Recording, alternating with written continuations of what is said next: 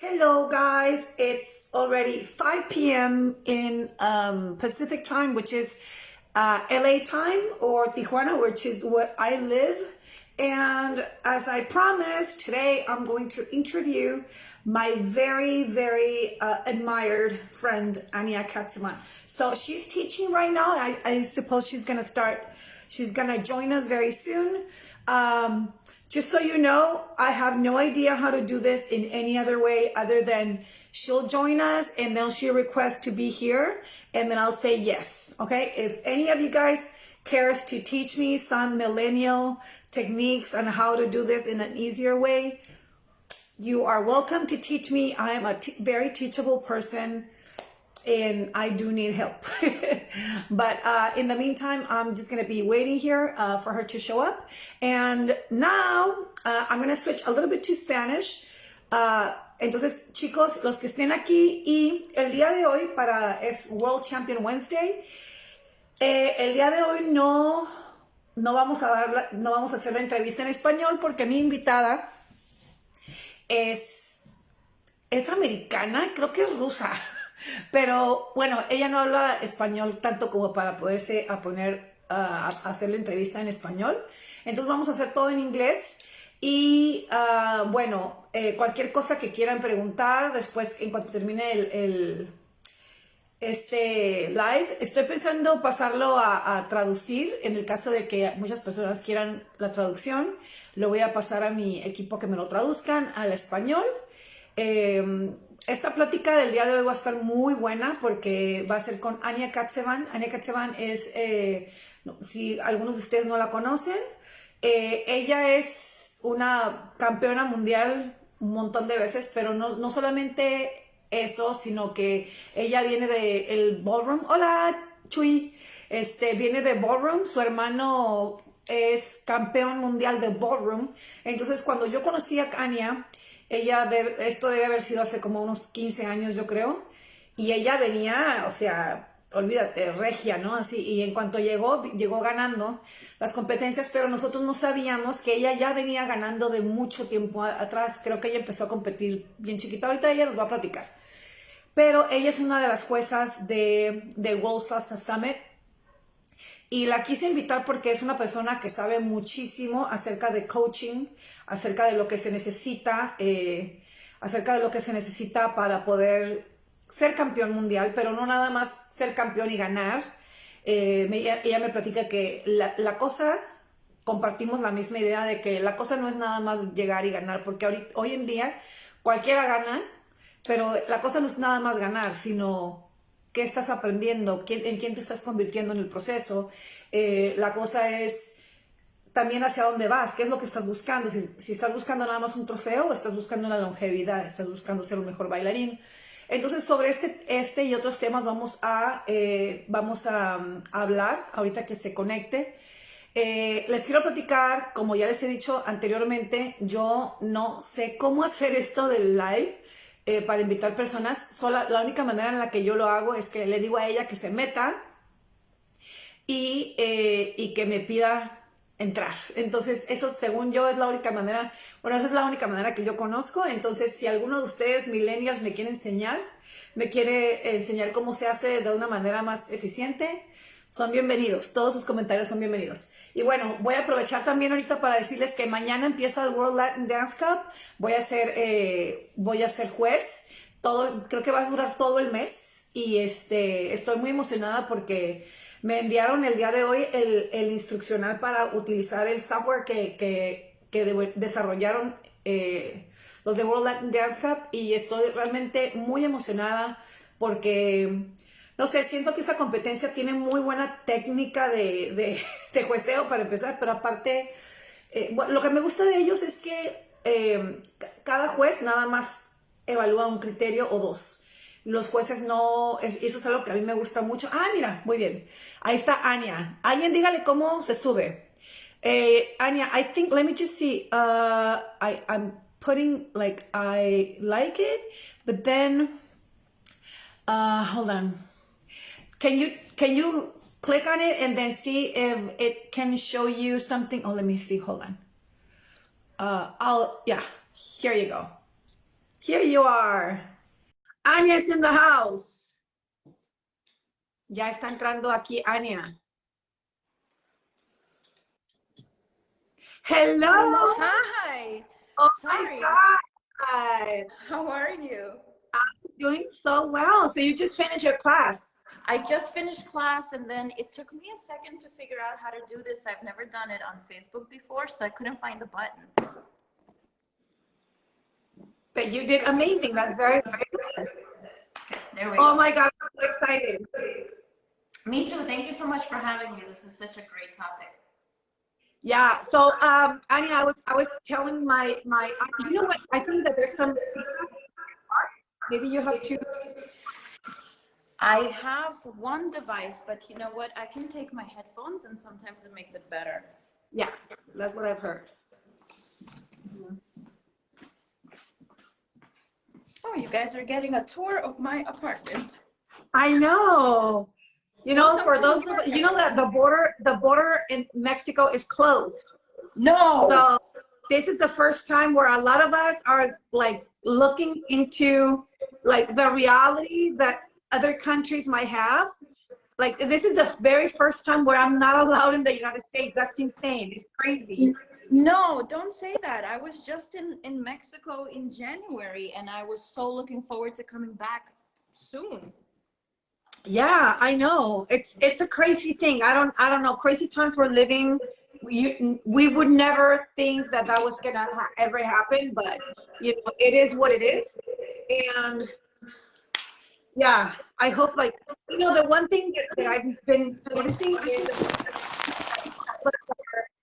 like now focusing on what really matters. So taking for that. I'm sorry, I was putting my headphones in, so I missed the last thing you Cool. said. Your headphones made it a lot better. Awesome. Perfect. Anya, how much Spanish do you speak? Un poquito. Un poquito. Muy bien, muy bien. Ok, chicos, pues entonces, los que quieran una traducción de lo que estamos hablando, voy a guardar este video y voy a tal vez mandarlo a traducir. Si ustedes necesitan o tienen alguna pregunta, interrumpan sin problema. Aquí yo traigo mis lentes para leer. Entonces, cualquier cosa. Okay, very good. So, Anya, I was talking to my audience, to my friends, about you. I was telling them, like, especially the ones in Mexico, if they for some reason didn't identify you, that I was telling them, you know, how much, like when we met, like I think that was like 12 to 15 years ago or something, like a long time ago, right? Right. Yeah, I think we were both competing and we would just meet at these events and I think we liked each other right away. But yeah, it was a very long time ago. Yeah, it was a long, long time ago. And I remember like looking at you and I was like, wow, she knows what she's doing. Like everything from your pose, from like the way your demeanor, your like everything, the way your eyes. I mean, not even like I'm not even talking about the dancing. When you stepped on the stage, I was like, wow, she's gonna kill it. And I remember you having this, you coming up with this like new style when you competed, or I don't know if you competed with that song or if you performed with that song, pájaro, that Yeah, it was our first that was our first competition song actually, Sum Sum Babaye. mm-hmm. Yeah. And it was not like, you know, everyone was competing with fast and like, you know, tricks and stuff, and then you came in with like no tricks, a little bit like more like slow but like well-defined movement. There was just so much to your performance, and I remember going like, wow, she's from somewhere else and she knows what she's doing. And then I continued like looking at you, and then we became friends and the whole thing.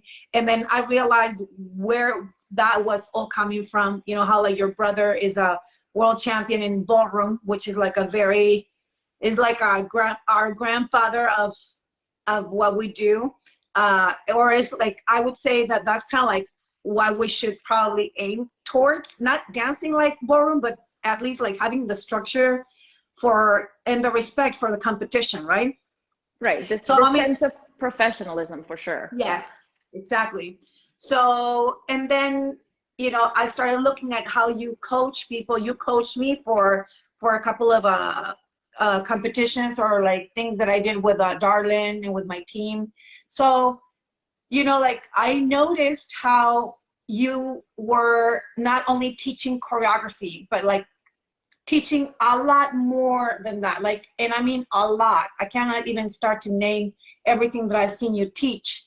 And I've never seen you teach a choreography class. I mean, I'm sure you teach that, but for coaching, I suppose that you focus on other things, and it shows with your students, and it shows in your performance, and then it showed back then when you were competing, Thank you. I really appreciate you saying all of that, and it's nice to hear that that my hard work, shows up on the body, and that the methods are effective. Yeah, I appreciate that. Thank you. But you're right.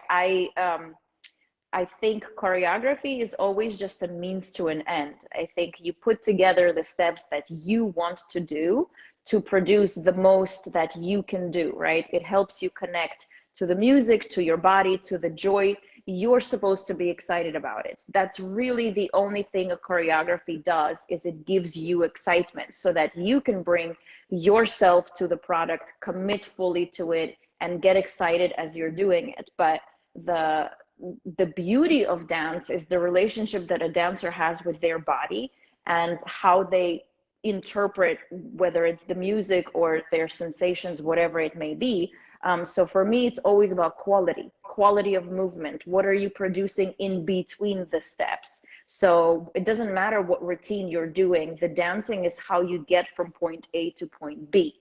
So that's what I try to teach. I enjoy teaching choreography classes, but I also recognize that maybe this is a unique skill that I have. So I try to focus a lot on providing that, because I don't often see that need be met for the dancers in our industry.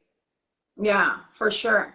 And the one thing that I find very interesting with your dancing and your teaching, and how, like, when I saw you competing and the whole thing, is just how much you can incorporate like something that is so artistic and make it be technical.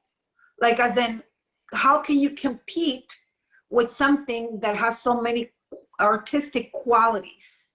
So it shows me, like, when I contrast that, or when I compare that to what's going on right now, that is just, it seems to me like right now a lot of people are just more like mechanical about winning competitions, about like, this is what I need, I'm gonna do a choreography that looks like this, I'm gonna like piece it together, and then there's no elements of artistry or like visible training behind, you know what I mean? Or like visible, all this that you're talking about, the relationship between the body and what you do with what's in between the steps and the music. And you have been able to do that, like in your teaching and with your students, and like in yourself. So tell me about that. Like, how do you incorporate, or how does anyone incorporate that into a competition piece? And how much Well, does that enrich a competition piece? it enriches dance, right? So when you say competition piece, I don't really know what you mean, but for me, it's like, I want dancing to be good, right? I want, whether you're a social dancer or a performer or a competitor, doing ballroom, doing salsa, doing ballet, doing jazz, I don't care what you're doing, just be good, right? And to be good, you have to, be part very well trained athlete, body awareness, body mechanics, just have control over your body. And you have to be part artist, someone that can transmute energy and produce art, right? And so for me, art as dance is always a combination of a person being 100% present in their body, ready to share their experience with others. That's in a nutshell how I see dancing. So I try to to teach that. And of course, because that makes you good, you will win competitions if you choose to compete with that material. So it's always, for me, important to give my students that structure of, you have to train the athlete, you have to train the artist, and you have to train the human, because the human also has to be prepared to show all of that. So it's a combination, and it's definitely something that enhances you regardless of why you're dancing, right? Regardless of your why. So if you're a social dancer and you come to me, I'll teach you all of those things, whether you want to learn them or not. I don't care. I'll teach you those things, Yeah. right? If you're a performer, if you're a competitor, if you're from this genre or that genre, you know, that's what makes a dancer great. And we see a lot of mechanical performances that are soulless, because there are people that watch a competitor win and what they see is moves, right? You know, you watch Karen and Ricardo, you will probably not talk about the art, you'll talk about the sports that they produce, right? So you'll see the flips, the tricks, and you say, oh, okay, maybe if I can do that, I can win too, right? So you go and you feel like that's your formula and that's what you show me, but it's not the formula. So you're not going to win because it's not about the moves. Karen and Ricardo just chose to do those moves, and that's what you remembered from their show. And we have equally the same amount of art without a good athletic foundation going on, especially since in the you know, in the world of salsa dancing, where we have a large cultural component and a large social dance component, we have a lot of dancers that have always been good at feeling what they do, right? And a lot of dancers that can really feel it, and they have flavor, and they like being watched, and they like the attention. So they go out there and they're superstars, right? But they have no foundation of quality in their movement. They just have that really captivating energy. So when you watch a performance like that, you're very likely to remember their moments. You're very likely to walk away from it and say, oh, did you see that moment where she felt it like this, or he did it like that? And so then you can maybe overdevelop the emotional part of it, and then your dancing will look very dramatic. But because it has no fundamental skill value, you still won't win the competition. But these are sort of, when you are not exposed to maybe the right perspective or good education or whatever it is, this can look like a shortcut. Like, this is what the champion did, let me do it, and that means I'll be a champion too. But if you don't know what it takes, you don't know all of the other aspects that go into it, so champion you will not be. Or maybe, like, if just you're so lucky that there's nobody else who gets a higher score, you might be that, but maybe that's only going to be one time. Right. Well, so that's, yeah, the whole thing with competing is, why are you doing it? You know, and again, when you answer this question for yourselves, there's no judgment to the answer, but there is a big difference between being a champion and being a good dancer. You know, we often want to think that if one is a champion, they are a great dancer, but that's not always going to be the case, right? Sometimes you can win a competition because the judges really love you. You know, sometimes you can win a competition because there was nobody else there, right? Sometimes you can win a competition because you were truly the best person that day, but the people that also competed that day weren't very good. Right. So it doesn't make any champion less valid, right? You shouldn't feel any less good about winning a competition. It is an accomplishment, and it does take, you know, work to get there, but that's not the same as you being good, right? Like, when a dancer is good, they're good because what they do is clear, it's defined, it is active, it is musical, and it resonates. There's a sense of connection there. That's what a good dancer is. You know, when, like, you mentioned that when Luis and I started to compete, we didn't look like what we were doing is fast, and there were no tricks. But for a lot of people, what we were doing also looked easy, They were like, oh, why do they win? Their choreography is so simple, blah, blah, blah. And it's like, you know what? That it's not. Go try it, right? Try to execute it. Right? And you may think that it's slow, but we are actually just so fast that we don't look stressed or rushed when we're doing it. But if you count the beats per minute of the song we're dancing to, it's the same as everybody else's, if not faster, right? It just, my body is so well trained and well conditioned that I don't look stressed when I'm doing it. And there's still room and time for me to show you definition of that skill, for me to be clear so you know where the movement started, where it finished, and there's no abrupt ending. It's a flow, right? Because movement flows. So when there's mastery of skill, it always looks easy, right? Yeah, but the actual point, right? Right. But like if you make it look easy, that's because you're like mastering that, right?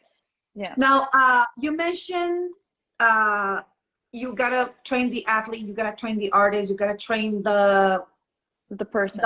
The person, right? Yeah. How does one, like, let's imagine like somebody who, like some of our people who are like watching us right now, they want to be a good dancer, they want to win competitions, but also they want to accomplish something, they want to like evolve, they want a good result, you know, who they're becoming. How do you train your competitors? For how long? Because I've noticed that you have coached people for like many years. I've seen that you have some people from a long time ago that I remember, and they're still your students. And I guess like you aim them not for the next competition, but for like in a it's a process, right? It's a process. So what goes before the athlete, then the artist, and the person, or all together, or how does it go? You know, I'm trying to find peace with the fact that that question doesn't have an answer, in the sense that we need all three in order to be good, right? If you think about what dancing is, it's literally a harmony between the body, the mind, and the soul of the person, right? So that's why I say we have to train the artist, the athlete, and the person. And depending on where you are in your journey individually, you're gonna need one more than the other, but they feed each other. And so I try to answer that question all the time, and it just depends. Sometimes you need technique first, right? And then you need to connect to your movement. That's when we work on the art. Sometimes you need to find that connection first, and then you refine it with technique. So I think it goes all the time like a yo-yo, back and forth, back and forth, back and forth. And everyone is individual, which for the most part is why, for me, the first way I can really answer your question is to say I coach my dancers one-on-one. So private lessons, in my opinion, are the #1 way for a person to improve, because group classes are really great, and you can find really great teachers that do good general information that helps you become a better dancer. For the most part, group classes give you inspiration and material and a different flow, but there are definitely group classes out there where the teacher does gear to improving your skill, not just filling your vocabulary, right? Let's just say it that way. But none of that is personal. None of that is individual. It's all general. You know, right now I'm teaching all of these groups online, and I have to create general curriculum. What does everybody need? And then you, as the individual in that group class, you have your own questions, you have your own body mechanics. So the way the information feels to you is going to be different. So when you have a private coach, you're literally allowing someone to tell you how it will work specifically for you. And then if you have a stable coach, you also allow that person to get to know you. And if there's somebody that you trust, they can also help the human side, the person that knows if you need to be pushed this way with kindness, or if you need to be pushed this way with, I don't know, more rules. Like, you know, the coach gets to know you. So when I'm coaching my dancers, I have a different way of communicating with everyone because I know them intimately. I know their track record. I know their progress rate. I learn these things. And of course, we outsource, right? Of course, we need inspiration. So you should have one coach and many private lesson teachers. So it's not that you only see your coach, but it's nice if you have that person that you trust. So when you're picking up information from other people, you always have someone to come back to that helps you understand it. So the and number organize one, the information, right? exactly. And that way, and this is where dancers really get this part wrong, especially I notice in the salsa scene. They feel like if they're getting help, it means they're not doing the work themselves. So they almost feel like, okay, well, I'm gonna do all of the choreography, and when I'm ready, I will show it to you. It's like, okay, but then what part do I play? You know, why not get help with that aspect of it? Get the guidance, you know? So coaching literally means you're leaving the dancing to you and all of the crap to somebody else, right? So when you're an athlete that's being coached, your only attention is on bettering you. And you're allowing your coach to worry about strategy, to worry about all this other stuff that makes your job easier because you get to focus only on you, right? And so that's the beauty of the coaching and why most dancers improve much quicker when they start doing it regularly. The other advice is do it regularly. It shouldn't be like, oh, I have an event, so let me take a lesson to prepare for the event, right? Because that's the other mistake that most dancers make is they're looking for a reason to do the work, right? So competitions are great for that, but unless you're competing every weekend, right, it's not enough. So your trajectory is to be the best dancer you can be. And then you should be using competition as a way to test your progress. If you're preparing for a competition, you're probably going to work a little harder than if you're preparing for a show. And we like that. We want you to do that work. So compete as often as possible, even if you're not ready, because it's really not about this one event. Exactly. Right? It's about you becoming the best dancer you can be, which then works better for your psyche too. Because if it's all about this one event, you're going to make that event so important and it's going to mean so much to you. And then chances are you'll get too nervous to do anything good about it.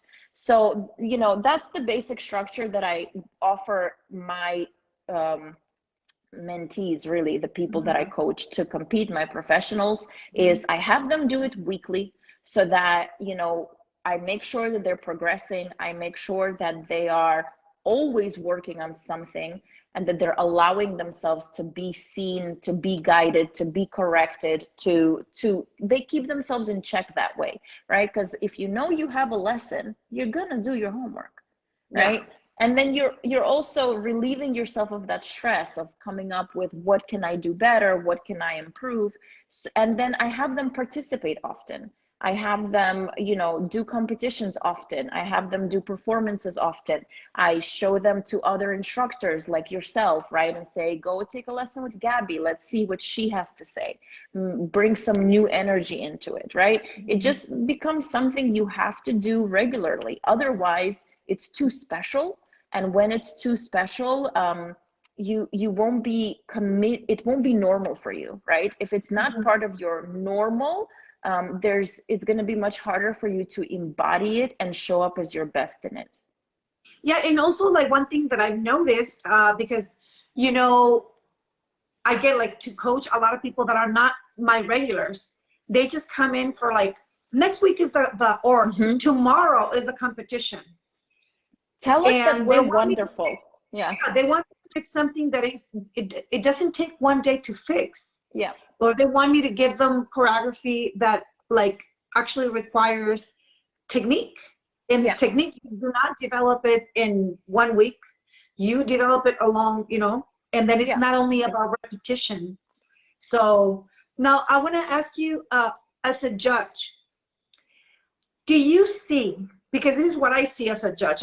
By the way, tomorrow, World Cup starts tomorrow, and then you guys Awesome. are, I hope that, I don't even know how they're gonna transmit that. They're coming up with this incredible online system that they have, which I don't know where it's gonna go, broadcasted, but it's tomorrow.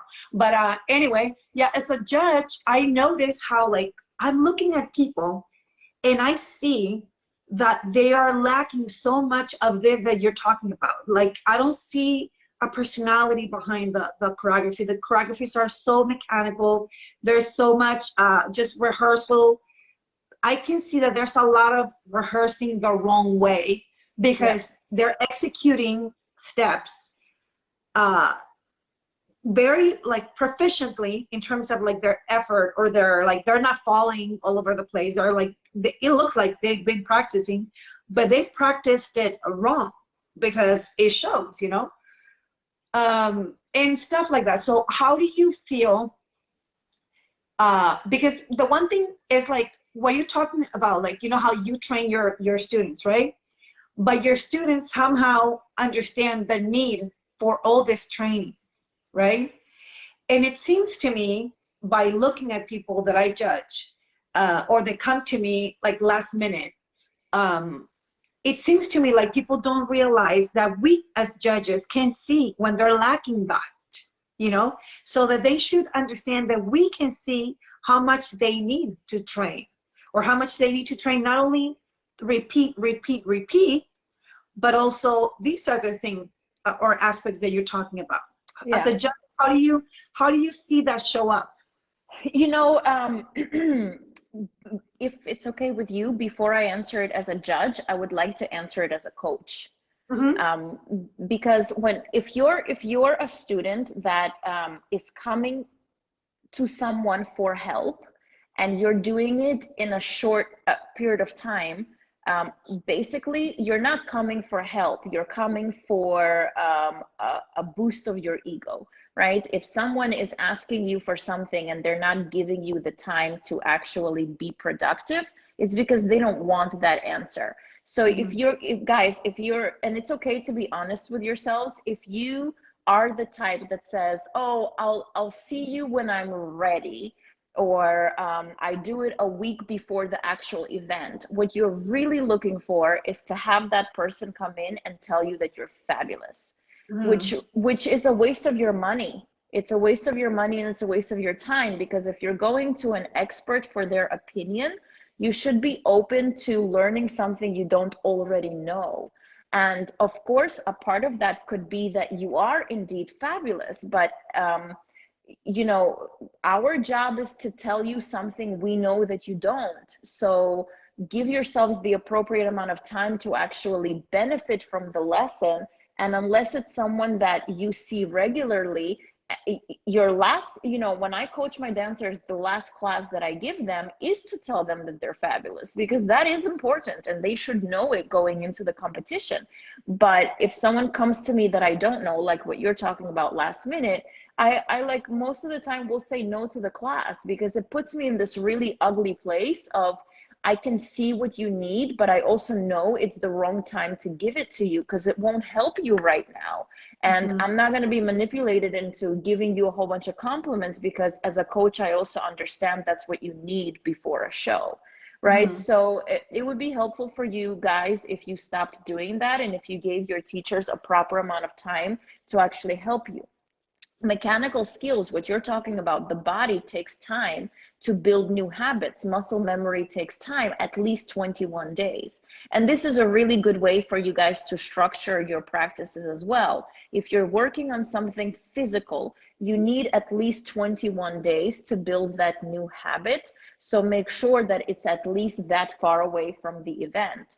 And when you are within 1 month of the event, you should be working on cultivating the art and the joy, right? So another good structure that I use with my students, and why I wanted to answer this as a coach before I answer it as a judge.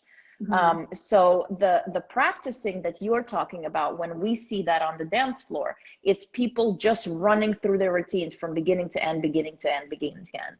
And then the skill that you guys are building when you do that is you're building your stamina, and you're building your muscle memory. You're not pushing beyond your comfort zone. You're not learning a new skill. Maybe your body will figure out how to make certain things feel better, a little bit easier because of repetition, but that's all you're doing. So for the most part, the recommendation there is, do you ever practice things slow? Because you should.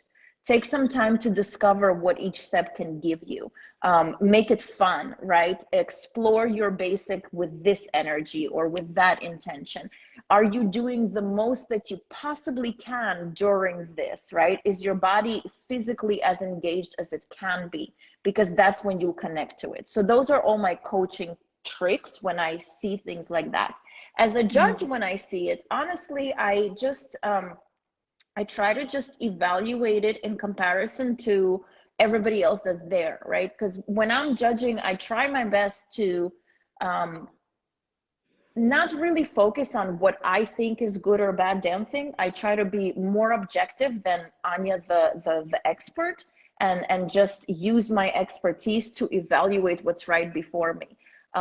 It doesn't inspire me. I'm not inspired by a lot of these performances, and I wish that I was. But I see it, and I understand the coaching that they need, and I just try to show, maybe with my scores, a little bit of that guidance for them, like you know, try to make the deductions in the correct places. But for the most part, I try to evaluate this particular couple in comparison to this other couple, because as a ballroom dancer, I was taught that competing is a matter of comparison. And I feel like when I'm comparing what's right in front of me, it's easier to be objective that way, that I'm not comparing it to my own standard, I'm comparing it to what I'm actually seeing. So that's the headspace that I try to put myself in as a judge.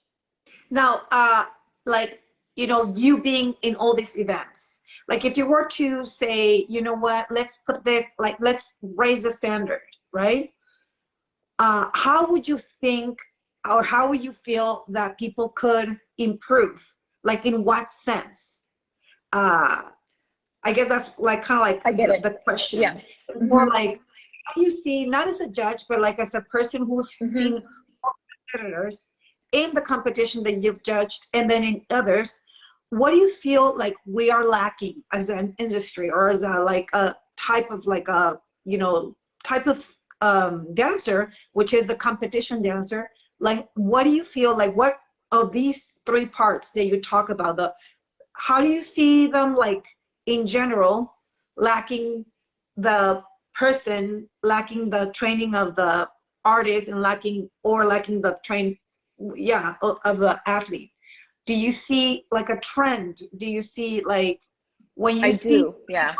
do you go like, yeah, these people need training, Yeah. or they Yeah, need to focus on this? Do you see something like that? I do. You're right. I understand what you were asking better now. I see many trends all the time, and it's actually really accurate to call them trends, because they change and stick around for a number of years, and then a different champion sets a different trend, and then you have a whole bunch of people copying that. So for me, the first thing I would do to improve the situation is cut out copying a formula and encourage more individuality, so that every dancer knows that their individual expression and their individual taste is what's going to look best on stage and most authentic for them. Because we have so some of the common trends that you guys are all familiar with. Salsa competition started out one way, and then everybody said that it lacked a professionalism, right?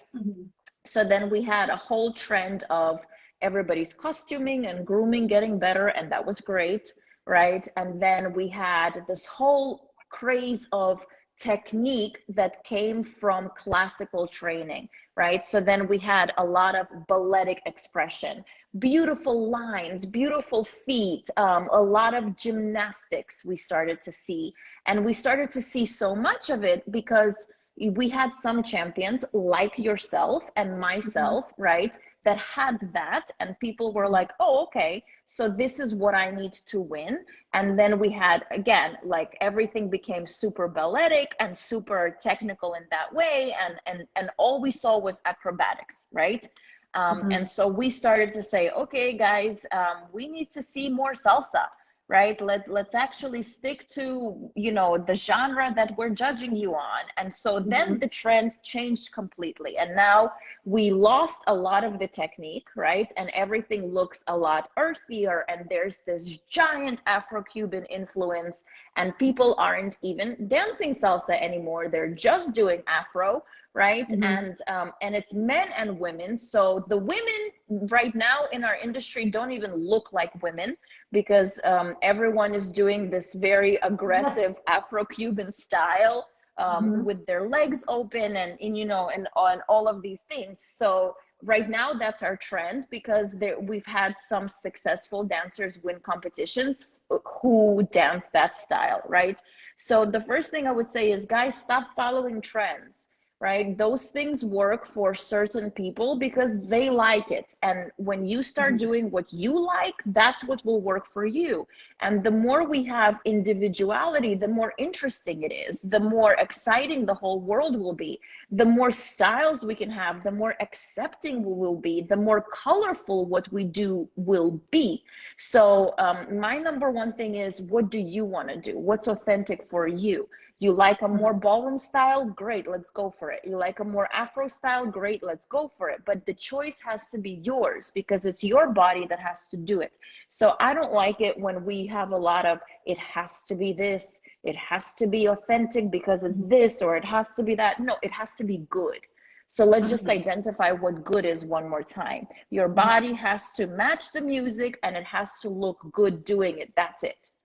And that's going to be different for everybody. So for me, that's my biggest pet peeve. Are you being an individual? And it really isn't so much show me creativity, show me something I've never seen before. I don't really care about that either. I want you to be good. And I know you're going to be your best when you're doing what you like doing, not what Joe Schmo did to win his competition, because you're not Joe Schmo, right? So that's the current trend that I see always happening in the competitive industry. Is somebody wins and everyone copies whoever won. Somebody wins and everyone copies whoever won. But you need to know that's not going to work for you. You need to find what will work for you. Do the work to figure out what works for you, just like these champions did, right? If you think they're good.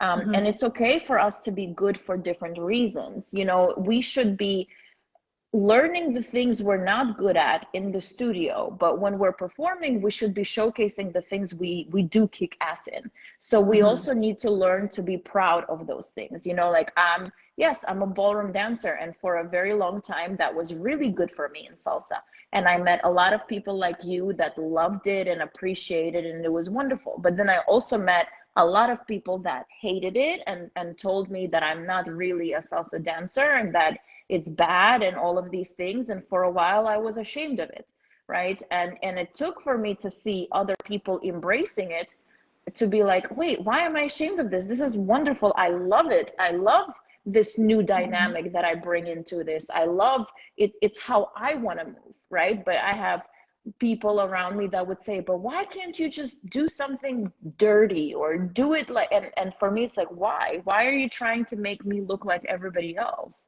I don't want to look like everybody else, right? And so I think if we all stopped trying to look like each other out of fear that we won't be accepted, but that's why we do it. That's why our dancers copy the champion, because they see that it's been accepted. And for the most part, that's the human part that we're all hiding from, right? We as humans, we want to belong. We want to be part of a community. So when someone says, let's all jump up and down, you're like, okay, I won't be alone. So let me jump up and down. And it's really hard to be the person that says, no, I don't want to jump right now. I want to sit, right? So I think it would be great if we all learned to do what we want to do, and we will be accepted if it's good. Do you like, am I hearing you say that we're very good at training the athlete, but we are missing the artist and the person? I maybe, yeah. Or the artist that comes out of having a really nurtured person? Yes, I think right now that's what I would say. Yeah. When you and I competed, it wasn't like that. I think when Yeah. you and I competed, we were very good at training the artist and not so much the athlete, Mm-hmm. right? And then athletically things got better. People became more technically trained. They started to care about their lines, and then we lost the art. And again, once we lost the art, we started to gravitate more towards people that had the art. So now we're losing the technique again, right? Mm-hmm. So it's always gonna go back and forth. But I guess what I am saying is it always comes down to the person being willing to go out of their comfort zone, the person being willing to learn what they don't yet know, but Mm-hmm. do feel confident about the things they connect to, right? Like we're all doing, we all dance for different reasons, and that's okay. You know, like I love salsa because it lets me shake my booty.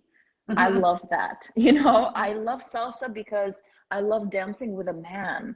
I love that, right? Mm-hmm. But, you know, someone else might love salsa because they want to shimmy and they like dancing alone. And all of that is great because we can all do that. But I Mm-hmm. don't think anyone should walk around saying, well, you're not really dancing salsa until you do it alone, doing a shimmy, right? So I think Mm-hmm. that's what Yeah. we need to stop doing. And I think once we stop trying to take ownership over what salsa is, or what a good salsa is, I think that's when everyone doing it will be more brave to do it their own way. I totally get it. Now, what would you say to someone who wants, when is the Salsa Summit? When is the summit coming up? On Like, Honestly, at this point, I can't give you an accurate answer because they've changed the dates due to mhm. COVID. But I do know that they're hoping to do it in person, that that's the plan. And I think the latest date they released was maybe in June, but I'm not sure. Okay. So imagine that somebody is trying to compete in that one in June. It's coming up, right? What do you think they should focus on, like in stages? Like, it's coming up. It's what, 4 months away? 4 months Hmm. away, right? Yeah. So because what I noticed, people are already like sending me messages. Hey, can you give me a choreography? Can you give me a choreography? I've never heard anyone. I've even told people, listen, I'm willing to coach you from here and give you a strategy from now until the competition, and then in hopes that you can also continue to continue to compete, not only aim for this specific one, right? But I want to coach you in all these other aspects, right? And they just want choreography. Right. What would your strategy be, or like what would you advise people to do?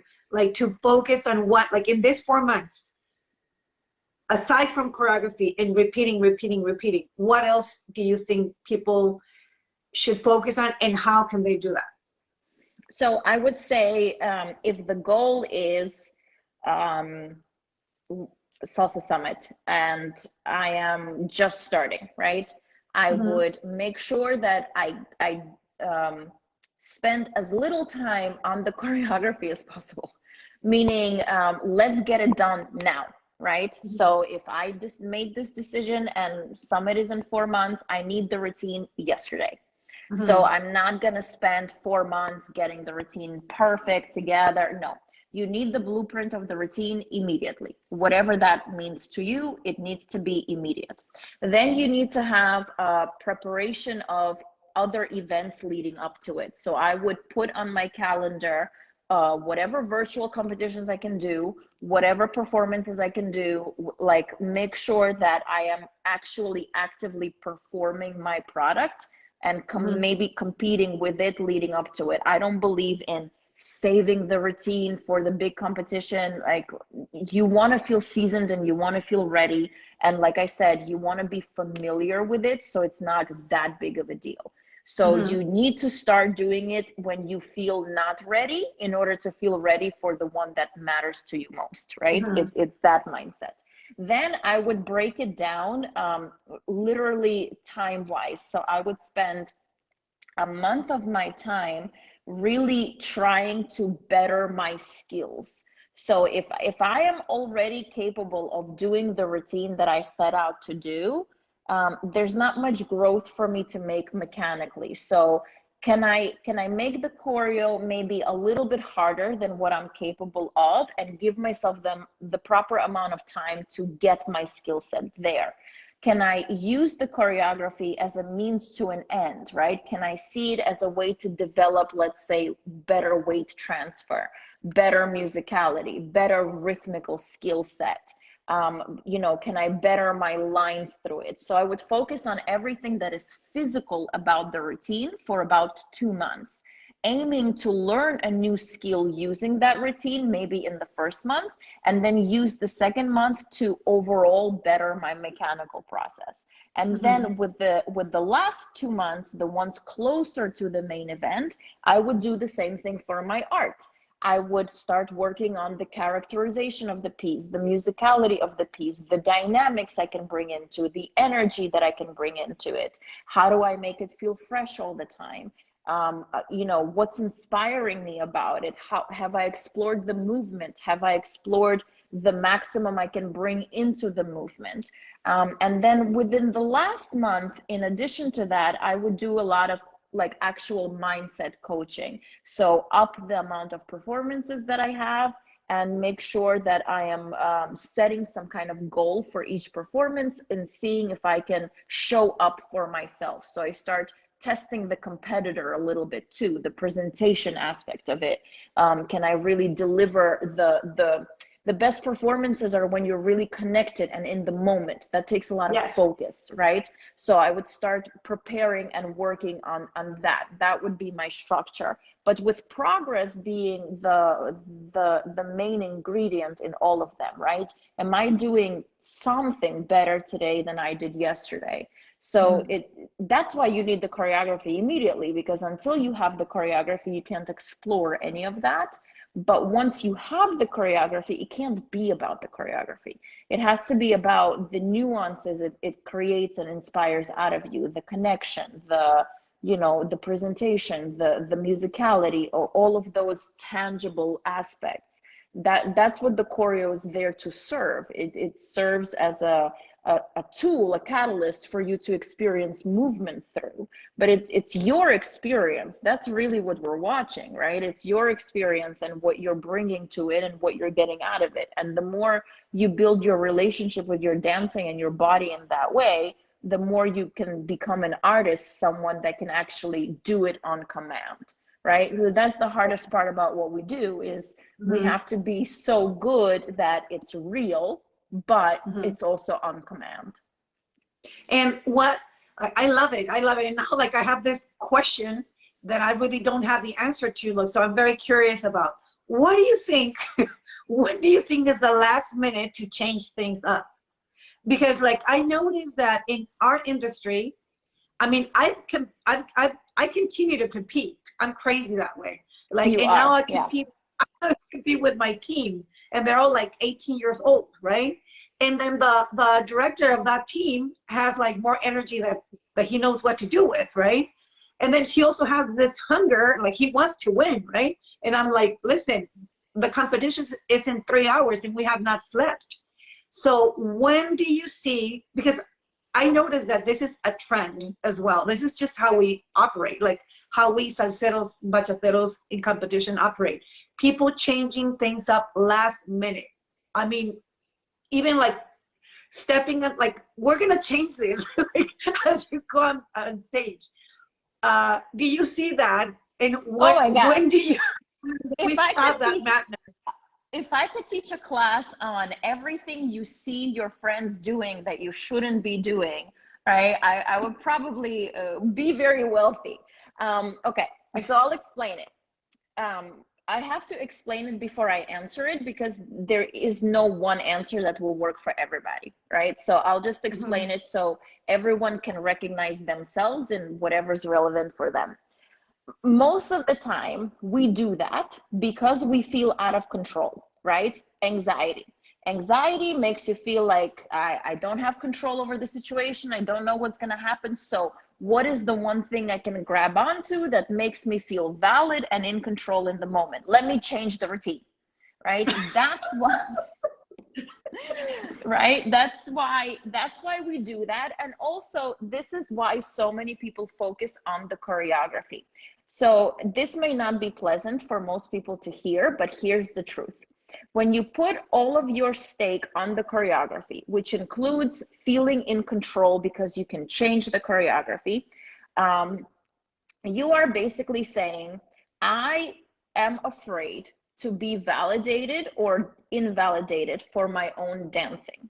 So when I make it all about the material, it's not really me that's being watched, right? I'm not, so if I fail, it's not really me that failed, it's the choreography. Let me blame the choreography, let me blame the choreographer. It's a really neat way to not take responsibility, right? It's a really neat way to hide. It's all about the steps. And we do that. We go on stage and we showcase steps in an effort to hide ourselves, right? It's a really cool way to not be yourself and to not be vulnerable and have that catalyst of blame. So that's why so many directors will change the routine, because it makes them feel in control. They're like, okay, this is a last minute decision. This is how I'll get everybody to focus, and their brains will be, you know, wired, and this is how I'm going to take charge. Another really awesome telltale sign like that is when people start rehearsing like mad an hour before the competition, running the routine, drilling it, let's go, let's get those reps in, right? Again, that's all anxiety. If you can't sit down and chill before a competition, you're anxious. It means you didn't do the work and now you're stressed. So what, you think things are going to change an hour before the competition? They're not. If the work's not done by now, you know, you should be resting before a comp. You should be in your zen. You should be meditating. You should be connecting to your body, getting ready to produce, right? So changing the routine is the same. Of course, there are times where you commit yourself to the moment so much that a better idea arises. And if you feel like you can handle it, maybe the change is called for, right? Like sometimes I'll run the choreo in my head and I'll wink here or change a direction there. And I'm like, oh, I can make that little addition. I can, right? So if it feels artistic and stylistic and it's minor, maybe it's coming from a sense of inspiration. But if you're like actually changing the pattern, unless you're doing it to simplify, unless you're doing it to make shit easier so you can produce better, you're doing it out of stress. Yes.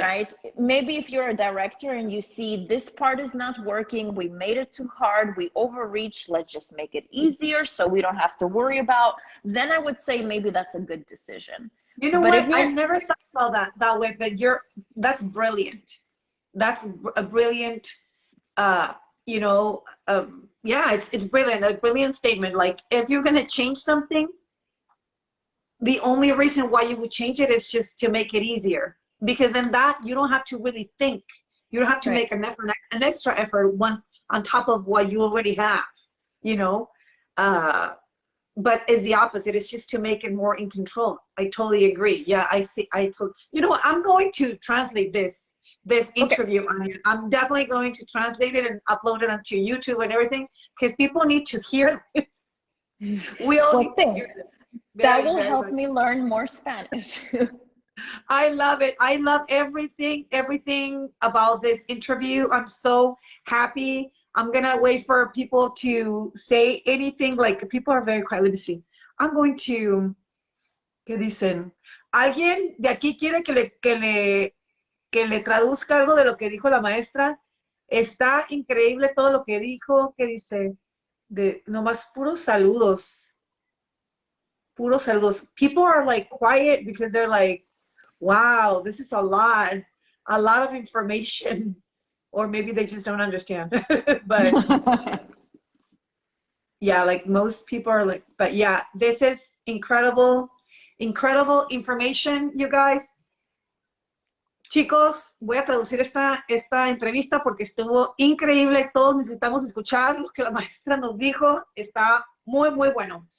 Anya, thank you so much. I love you. I love everything you said. And I'm going to invite you again. I'm sure. I'm sure, like at least one more time, at least. Thank you. Thank you so much.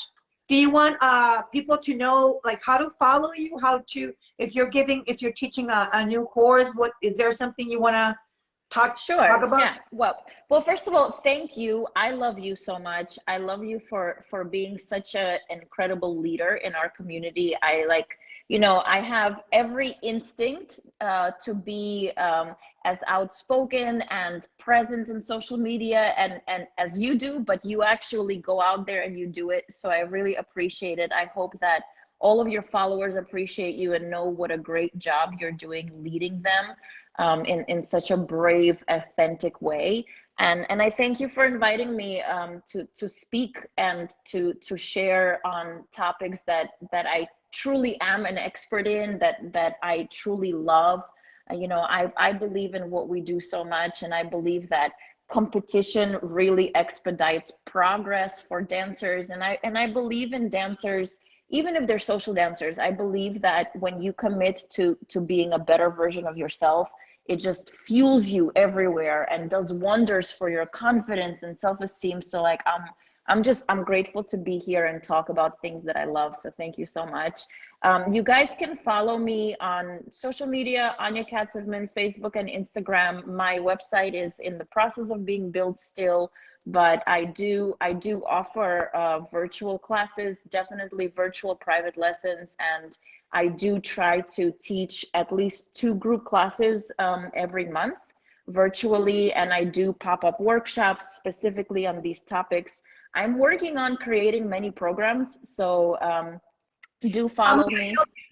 You and I are going to talk about that because I can't wait, please. Yes, I need all your magic because you've been doing wonderful things for us instructors, helping us be more tech savvy, and I definitely need all of that. So yeah, thank you. Let's chat. But yes, I have recorded really great technical courses, and I do. I plan to launch a membership for my site where I will specifically cater to the artist, the athlete, and the person. And I have a newsletter that comes out that usually gives advice for each one of the 3. So you guys can find those links in my Instagram or Facebook bio, sign up to the newsletter, and just stay up to date on all of my stuff. Perfect. Thank you so much. Un beso a todos, chicos. Love you guys. Thank you so much. And then I'm going to leave this over here. I hope to be able to record it and translate it and post it everywhere else because this was wonderful. Thank you. Thank you so much. Thank you. And I hope to come back very soon. Gracias a todos. Bye.